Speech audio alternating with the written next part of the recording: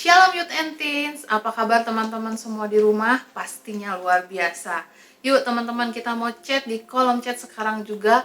Luar biasa, luar biasa.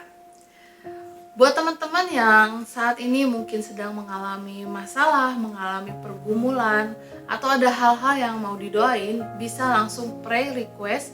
Nanti akan ada tim pendoa yang akan mendoakan kalian. Jangan malu-malu karena kita mau mendukung kalian sama-sama di dalam doa. Sebelumnya, saya mau perkenalan dulu nih. Mungkin banyak teman-teman yang baru pertama kali ngelihat saya di sini. Nama saya Juliana, saya dipanggilnya Juli, dan saya berada di komunitas Battle Youth ini sebagai tim pastoral. Saya sudah 9 tahun berada di komunitas ini. Dan saya percaya bahwa Tuhan pakai komunitas ini untuk menjadikan saya menjadi lebih baik, mengubahkan dan membentuk saya menjadi pribadi yang lebih baik lagi. So, kalau teman-teman Battle Youth, Battle Teens masih ada di komunitas ini, bersyukurlah karena kalian berada di komunitas yang baik.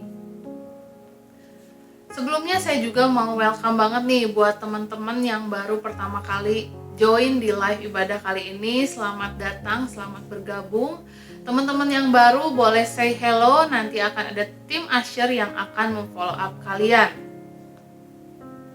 Hari ini kita mau masuk ke series abnormal yang kedua. Di kehidupan yang abnormal yang kita alami saat ini mungkin membuat kita menjadi sulit beraktivitas keluar rumah.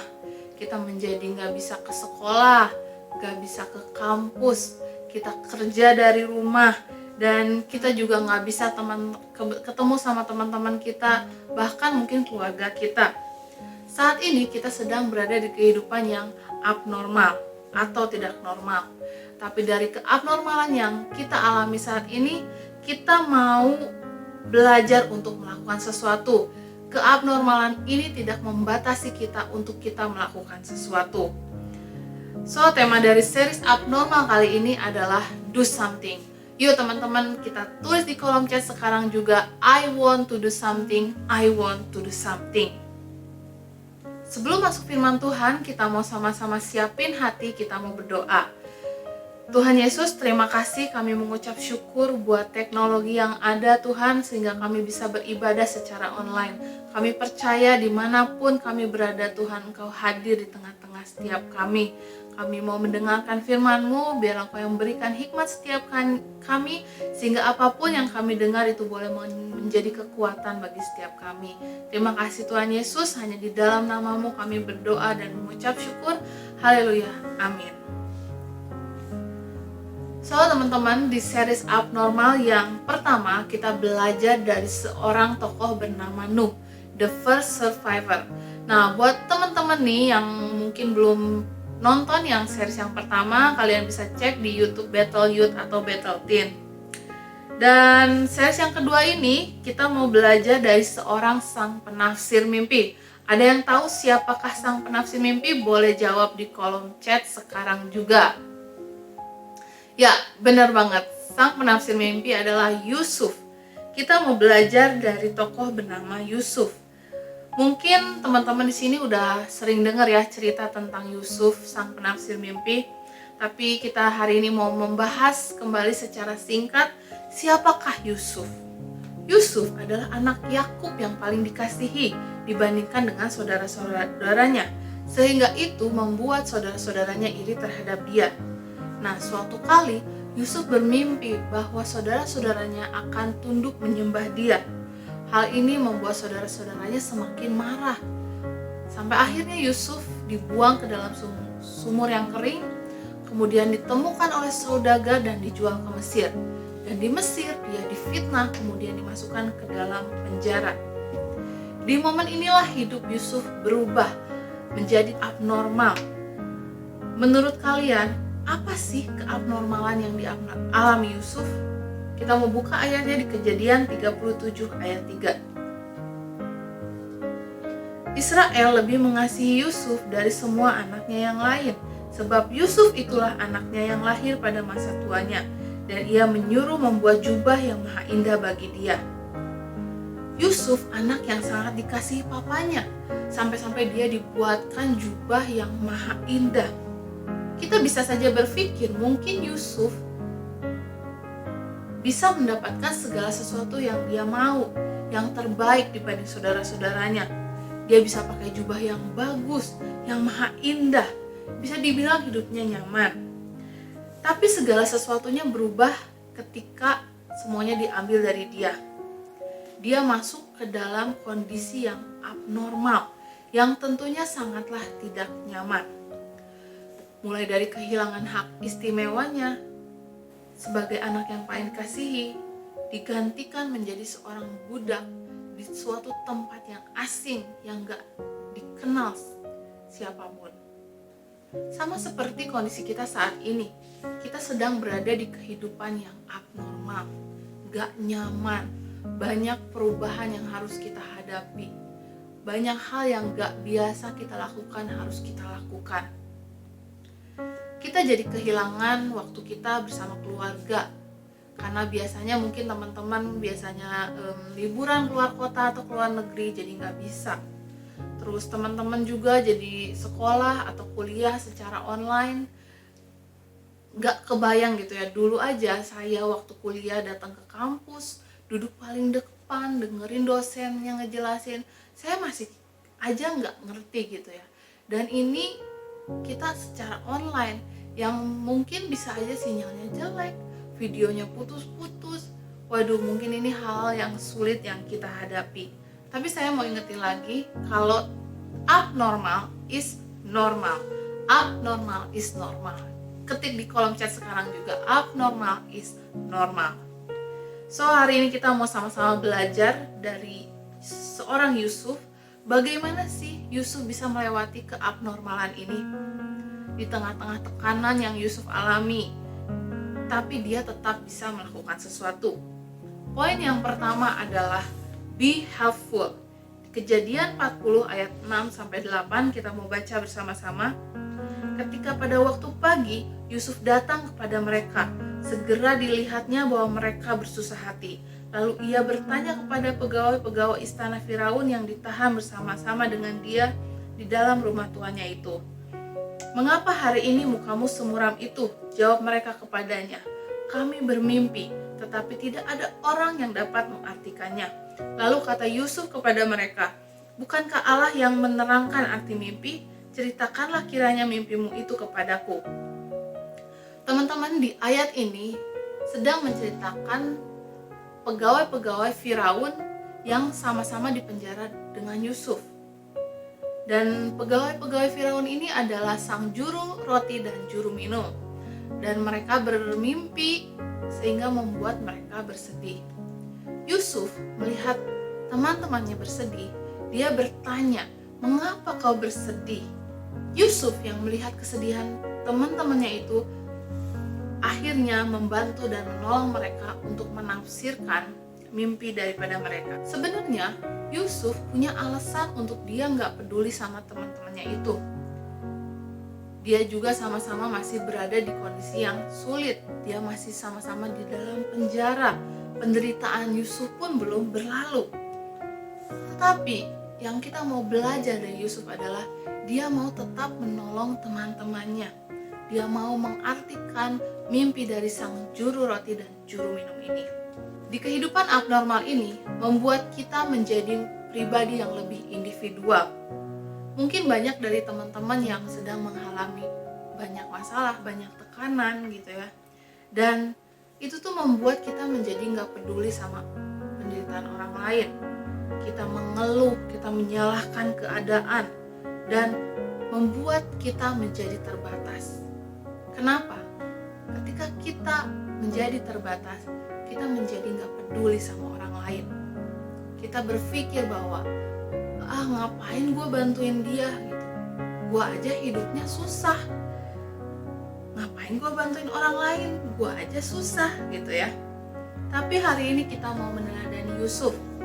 Walaupun dia berada di kehidupan yang sulit, kehidupan yang abnormal, tapi tetap dia mau menolong teman-temannya. Nah, buat teman-teman, mau gak sih kita menjadi pribadi yang mau menolong orang-orang sekitar kita? Apa sih yang bisa kita lakukan di tengah-tengah kondisi abnormal ini? Kita bisa mulai dari keluarga. Kalau teman-teman di rumah, teman-teman bisa bantu-bantu orang tua kita. Kita bisa nyapu, ngepel, atau cuci piring, atau apapun yang teman-teman bisa lakukan. Terus kalau teman-teman juga punya adik, teman-teman bisa bantuin adiknya belajar, ajarin apa yang dia nggak ngerti, bantuin kerjain PR-nya. Terus buat teman-teman kita juga, kita bisa luangin waktu kita untuk tanya kabar mereka. Kita mau dengerin cerita atau kesulitan yang saat ini mereka hadapi. Kita mau kasih waktu kita buat orang-orang sekitar kita. Karena saya percaya memberi bukan hanya sekedar materi atau barang, tapi kita bisa memberikan apa yang kita punya terlebih dahulu kita bisa kasih waktu kita. Yuk teman-teman, kita mau fokus sama apa yang kita bisa lakukan sekarang. Apa yang kita bisa lakukan untuk orang lain sekarang. Let's do something.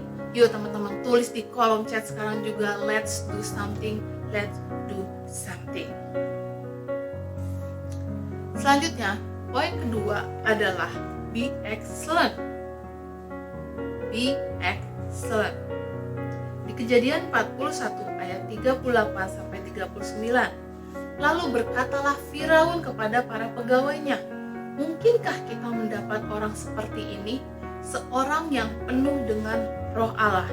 Kata Firaun kepada Yusuf, oleh karena Allah telah memberitahukan semuanya ini kepadamu, tidaklah ada orang yang demikian berakal budi dan bijaksana seperti engkau. Yusuf mendapat pengakuan dari orang-orang sekitarnya. Bisa kita simpulkan teman-teman bahwa Yusuf adalah orang yang excellent, melaksanakan tugasnya dengan baik, dengan bertanggung jawab, sehingga dia bisa diberi kuasa di rumah Firaun. Bahkan teman-teman, ketika dia di penjara pun dia diangkat menjadi orang yang dipercaya oleh kepala penjara.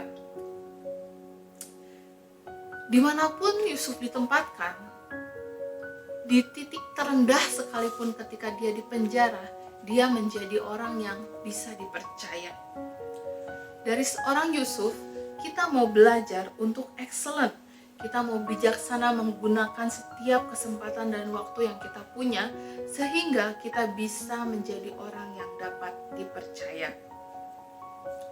Di kehidupan abnormal ini, mari kita secara bijak menghadapi kondisi ini. Seperti Yusuf berada di dalam penjara, mungkin kita juga saat ini sedang berada di dalam penjara. Tapi itu semua nggak boleh membatasi kita untuk kita melakukan sesuatu. Buat teman-teman yang saat ini sekolah atau kuliah online, tetap belajar yang baik, tetap melakukan yang terbaik, dan kita mau buang segala sesuatu yang membuat kita menjadi malas belajar, menjadi malas mengerjakan tugas. Dan buat teman-teman yang kerja, teman-teman bisa menjaga integritasnya, jam kerja tetap waktunya kerja, dan teman-teman bisa mengerjakan pekerjaan dengan maksimal, jangan males-malesan gitu ya. Ingat teman-teman, masa ini akan berlalu. Jangan sampai ketika ini semua berlalu, kita menjadi orang-orang yang gak siap untuk menghadapi perubahan-perubahan yang akan terjadi selanjutnya. Di Kejadian 39 ayat 2-3, tetapi Tuhan menyertai Yusuf sehingga ia menjadi seseorang yang selalu berhasil dalam pekerjaannya. Maka tinggallah ia di rumah tuannya orang Mesir itu. Setelah dilihat oleh tuannya bahwa Yusuf disertai Tuhan dan bahwa Tuhan membuat berhasil segala sesuatu yang dikerjakannya. Jadi di atas semuanya itu yang terpenting adalah penyertaan Tuhan dalam hidup kita dan roh Allah tinggal di dalam kita. Sehingga kita bisa be helpful and be excellent. Sebelumnya kita mau lihat video kesaksian dari Jovita. Shalom, perkenalkan nama saya Jovita. Saat ini saya bekerja sebagai full-timer di salah satu gereja di Bandung. Saat pandemi ini salah satu fokus saya dalam pekerjaan adalah untuk mengordinir dan memastikan pendistribusian sumbangan dan bantuan yang telah terkumpul untuk tenaga medis, jemaat, dan atau masyarakat yang terdampak COVID-19 agar berjalan dengan baik. Dengan berkecimpung di bidang ini, saya benar-benar sadar bahwa pandemi ini telah berdampak sangat negatif untuk pekerjaan dan usaha yang dimiliki oleh teman saya dan atau jemaat gereja. Beberapa jemaat gereja dan teman saya terpaksa harus dirumahkan oleh perusahaannya atau tempat di mana mereka bekerja karena perusahaan atau tempat di mana mereka bekerja tersebut sudah tidak mampu lagi membayar pegawai. Dan ada teman saya yang terpaksa harus menutup usahanya yang baru dia rintis kurang dari 3 bulan karena mall di mana dia membuka usaha harus tutup. Hal ini membuat hati saya sedih sekaligus bingung karena saya sedih dengan kondisi mereka, tapi saya bingung dengan apa yang harus saya lakukan untuk menolong mereka. Puji Tuhan, tidak lama kemudian gereja di mana saya berjemaat mengeluarkan sebuah program baru yang diberi nama #BeliIniAja. Program ini bertujuan untuk mempromosikan barang jualan yang dijual oleh jemaat lokal melalui Instagram. Karena kita tahu sekarang bahwa Instagram ini merupakan suatu tools marketing yang paling powerful saat ini. Singkat cerita, saya menawarkan diri saya untuk menjadi promotor di program ini. Awalnya saya mulai membeli barang dagangan mereka dan mulai memfotokan barang dagangan tersebut. Tapi tak lama kemudian beberapa teman dan atau jemaat mulai kontak saya secara pribadi dan meminta saya untuk mereview barang dagangannya. Sejujurnya saya tidak memiliki jiwa estetik yang baik. Saya nggak tahu gimana caranya merekam video yang baik. Saya nggak tahu gimana caranya ambil angle foto yang baik supaya produknya menarik. Dan bahkan saya nggak punya pengalaman untuk mereview. Cuman satu yang saya punya. Saya cuman punya niat untuk membantu mereka. Untuk do something buat mereka. Saya mulai posting foto-foto promosi di Instagram saya. Mungkin beberapa di antara kalian yang sudah follow saya sadar beberapa bulan ini isi Instagram story saya itu promosian barang orang lain. Beberapa dari teman saya mulai DM-in saya, terus nanya, lu gak malu ya spamming di Instagram lu? Banyak-banyak kayak gitu, itu kan buat kepentingan orang lain. Dan bahkan ada yang mulai nyindir, lu ganti kerjaan ya jadi food blogger. Hal itu tidak mematahkan semangat saya sih, karena saya benar-benar niat untuk bantu orang lain. Dan saya ingin melakukan bagian saya sebaik-baiknya. Gak bisa dipungkiri ketika saya mau review barang dagangan mereka, kadang saya merasa males karena saya harus meluangkan waktu, saya harus prepare, saya harus dandan, dan lainnya. Tapi ada beberapa dari teman atau jemaat yang sudah dipromosikan barang dagangannya, kontak balik saya dan say thank you karena barang dagangannya jadi laku, pesanannya jadi banyak, dan bahkan ada beberapa orang yang pesanannya tuh sampai fully book untuk beberapa hari ke depan. Mendengar hal ini benar-benar memberkati saya. Istilahnya, I have nothing on my hand. Followers aja kurang dari 10.000. Jiwa estetik nihil. Pengalaman untuk review barang gak ada sama sekali. Tapi di sini saya belajar, ketika kita niat, ketika kita mau do something untuk orang lain, ketika kita melakukan yang terbaik untuk menolong orang lain, ternyata hal simple itu tuh bisa menjadi berkat buat orang lain. Saya percaya ketika kita mau membantu orang, khususnya di saat pandemi ini, kita cuma harus fokus dengan apa yang kita miliki di tangan kita saat ini. Jangan tunggu sampai kita memiliki segalanya untuk menolong orang lain. Karena yang paling penting adalah kita mau do something dan do it with excellence. Itu kesaksian saya. Tuhan Yesus memberkati. Nah teman-teman, ternyata ada loh hal yang bisa kita lakukan untuk menolong orang lain. Di keterbatasan yang kita hadapi saat ini, walaupun kita di rumah aja, kita masih bisa bantuin teman-teman kita yang punya usaha online. Kita bisa promosiin mereka, atau mungkin kita mau beli produknya kalau kita suka, seperti apa yang Jovita lakukan saat ini. Saya pun salah satu orang yang dipromosikan oleh Jovita. Saya jualan sambal secara online, buat promosi sedikit ya teman-teman. Dan Jovi bantu review produknya bantu share ke sosial media, bikin video yang bagus. Teman-teman, ini hal yang gak mudah, kita perlu effort untuk melakukannya. Tapi bersyukur ada Jovita, dia melakukannya dengan segenap hati untuk menolong orang lain. Yuk teman-teman, di kehidupan yang abnormal ini kita mau mulai do something. Kita mau menjadi orang yang be helpful dan be excellent. Bukan fokus pada seberapa besar masalah yang kita hadapi, tapi kita mau fokus kepada seberapa besar kuasa Roh Kudus dan penyertaan Tuhan dalam hidup kita. Jadi apapun yang kita lakukan, kita bisa menolong orang lain dan kita bisa menghasilkan sesuatu yang terbaik. Abnormal tidak membatasi kita untuk melakukan sesuatu. Stop complaining and do something. Amin. Kita mau tutup sama-sama di dalam doa.